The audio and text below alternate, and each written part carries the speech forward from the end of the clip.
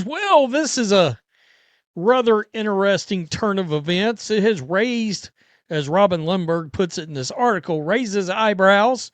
It catches attention. Well, the NBA All-Star Game came and went. No WNBA Players Union strike was present.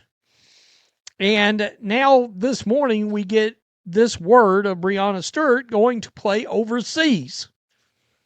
Raises eyebrows. That's the polite way of putting it.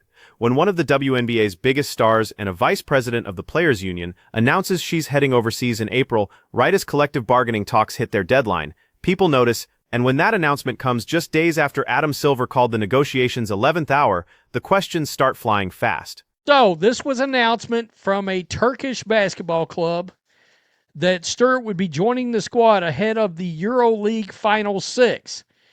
I would assume maybe this is their championship playoff kind of run.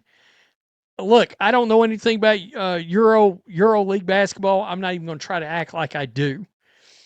Per the release, Stewart, who played for, insert this team's name here that I'm not even going to attempt, in 2023, and helped lead the team to his first EuroLeague championship, will join in April. In April! Here's what we know.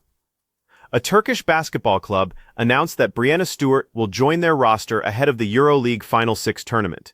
The timing? April. The same April when WNBA training camp is scheduled to begin on April 19th. Stewart played for this same club back in 2023, helped them win their first EuroLeague championship. So there's precedent here. But 2023 didn't have a potential work stoppage hanging over the league like a storm cloud. The EuroLeague Women's Final Six runs from April 15th through April 19th in Spain. Training camp starts April 19th. The regular season tips off May 8th. Do the math on that overlap, and you're looking at one day where Stewart would technically be in two places at once. That includes Liberty teammate Emma Messaman and Gabby Williams from Seattle. And there's the picture of the release right there. Welcome back, Breanna Stewart. Of course, there's obviously tons of precedent for WNBA players competing overseas, but the timing of Stewart's commitment has led to some speculation among fans, whether it should be taken as a signal regarding the state of the WNBA CBA negotiations. Now let's talk about what this means in context. Stewart isn't just any player making an overseas commitment. She's a vice president of the Women's National Basketball Players Association. She's one of the faces of these CBA negotiations. And just recently, she went on record saying she was feeling positive about the direction of the talks, that she was getting excited about where things were heading. So when that same person books a gig that ends literally on the day training camp begins, people start reading tea leaves. Is this a signal that she believes a deal will be done and the season starts on time? Or is this a hedge bet that negotiations are going to fall apart and part of the season gets canceled or postponed? Yeah, I just did a video yesterday. He called for urgency. I don't know. The EuroLeague competition will conclude prior to the start of the season. All right. Per FIBA, the EuroLeague Women Final Six will be hosted in Spain from April 15th through the 19th, 2026. WNBA training camp is scheduled to begin April 19, with the season commencing on May 8th. So, assuming Stewart plays the maximum number of contests overseas at work. Adam Silver's comments add fuel to this fire. He specifically used the phrase 11th hour when talking about where these negotiations stand. He called for urgency. That was February 27th. Not exactly comforting language when you're trying to reassure fans that basketball will happen in May. And here's where the optics get tricky. The WNBA has been in negotiations since early February. We're talking months of back and forth. Yet players keep saying they don't fully understand what's happening in these talks. Stewart herself is on the union leadership committee, and fans are watching her commit to playing in Turkey during the exact window when her presence might be needed most stateside. Slightly delayed if the season starts on time. So, interesting. Now, this person tweeted out, hey, A belief the season won't start on time. B, a middle finger to the prioritization clause and its penalties. see both. Yeah, but if she's done this before, I don't know that there's much to be read out of this. Really and truly. If she's played in. Let's be clear about the precedent here. WNBA players competing overseas during the off-season is standard operating procedure. The money is often better internationally than what they make in the States. Stewart has done this before without controversy. In 2023, this exact same arrangement didn't raise any red flags because there was no labor dispute on the horizon. But timing is everything in perception. And the perception right now, fairly or not, is that one of the union's key negotiators is planning to be out of the country when things could get critical.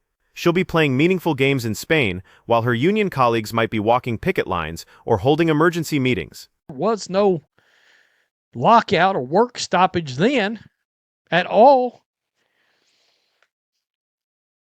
I imagine she got a good hunk of money to go over there and play, would be my guess. But I don't know that there's a lot to read from this. If the ending of this season was quite a bit past the start of training camp, then yeah, it raised a lot of eyebrows, but it's not. It's right at. Think about this from a fan's perspective. The WNBA has roughly 4 million fans, if we're being generous with the numbers. A huge chunk of those fans are new. They came for Caitlin Clark, discovered the league was actually entertaining, and stuck around. These aren't people who understand the intricacies of overseas basketball seasons or how EuroLeague contracts work. They're not tracking Turkish basketball club rosters. What they see is simple. Star player books overseas job during potential strike. That's the headline their brain writes. And that headline makes them nervous about whether they're going to have WNBA basketball to watch come May. Needed? I mean, sometimes that kind of thing baffles me. Because I'm still trying to figure out we didn't start really talking back and forth till the beginning of February. You've had months, and you still got players that claim they don't exactly know what's going on. And you're one of the leaders of the players union. Not great. And you just got through saying the other day that you were beginning to get excited. You felt positive about the directions of the CBA. Now, I will say this. From an optics standpoint, the prioritization clause adds another layer to this. The WNBA has penalties for players who don't show up on time or who prioritize overseas commitments over league obligations. Stewart has navigated this before, so presumably, she and her agent know exactly what they're doing legally. The EuroLeague tournament ends April 19th. Training camp starts April 19th. At worst, she misses the first day or two of camp, assuming everything runs on schedule and there are no travel delays. But that assumes the season starts on time.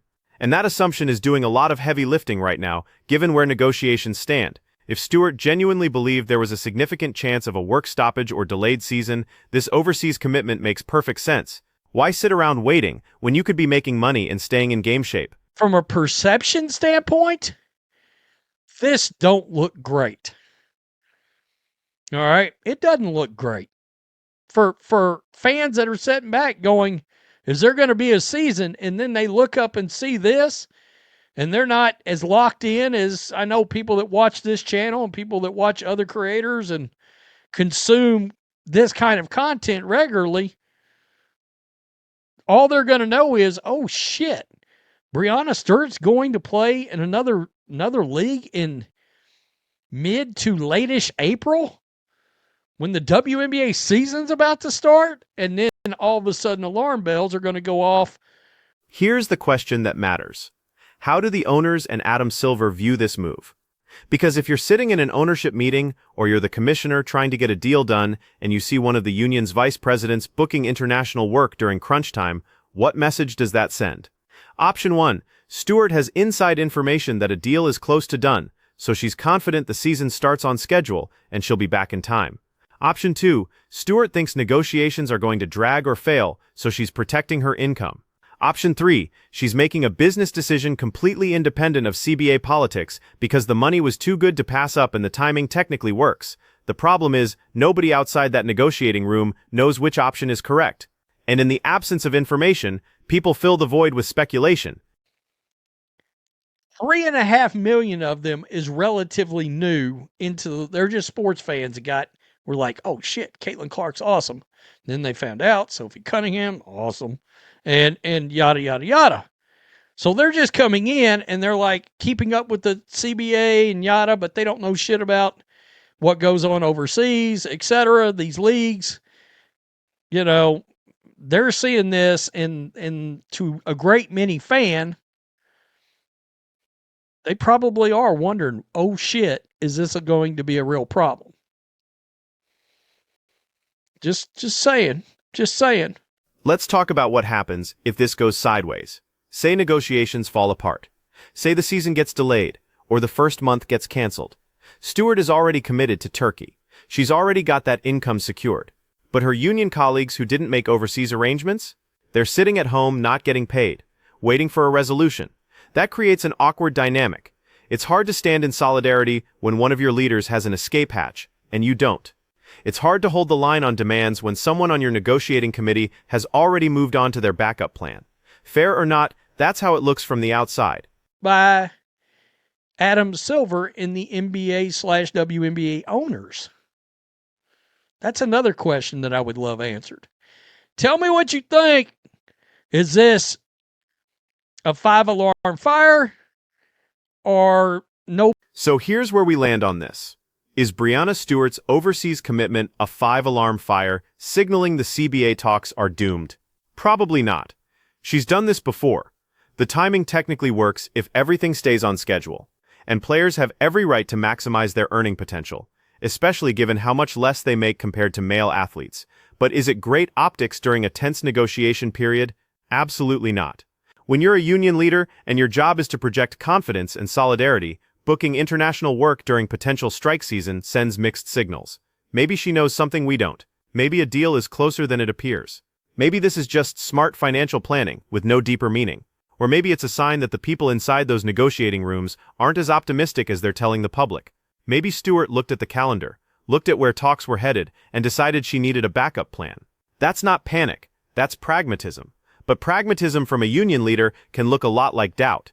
The WNBA has built incredible momentum over the past year. Record ratings, sold-out arenas, mainstream media coverage that was unthinkable 5 years ago. A work stoppage or delayed season would kill that momentum dead. Fans who just discovered the league would drift away. Casual viewers would forget to come back. The Caitlin Clark bump would deflate. And that's what makes this moment so critical. Both sides have more to lose now than they did during the last CBA negotiation. The stakes are higher, the spotlight is brighter, and every decision, including where star players choose to play in April, gets scrutinized and analyzed and turned into a referendum on the state of the league. Stewart will be in Spain from April 15th through the 19th, assuming her team makes it to the final. She'll be playing alongside Liberty teammate Breanna Stewart and Gabby Williams from Seattle. It's a legitimate basketball opportunity with a team she's won a championship with before. In a vacuum, it's a completely reasonable decision. But we're not in a vacuum. We're in the middle of the most important CBA negotiation in WNBA history, at a time when the league is either going to capitalize on its momentum or squander it. And when one of the union's key voices makes a move that could be interpreted as hedging her bets, people notice. Does Stewart believe her presence isn't needed in these final weeks of negotiation? Does she think the heavy lifting is done and the rest is just paperwork? Or does she think there's a real chance the season doesn't start on time, so she might as well secure international income while she can? We won't know the answer until we see what happens in April. If a deal gets done in the next few weeks and the season starts on schedule, this whole conversation becomes a footnote. Stewart shows up to training camp, maybe a day late, nobody cares, and we move on. But if negotiations collapse and the season gets delayed, this decision is going to age very poorly. The optics of a union leader being overseas while her colleagues fight for a better deal will be brutal.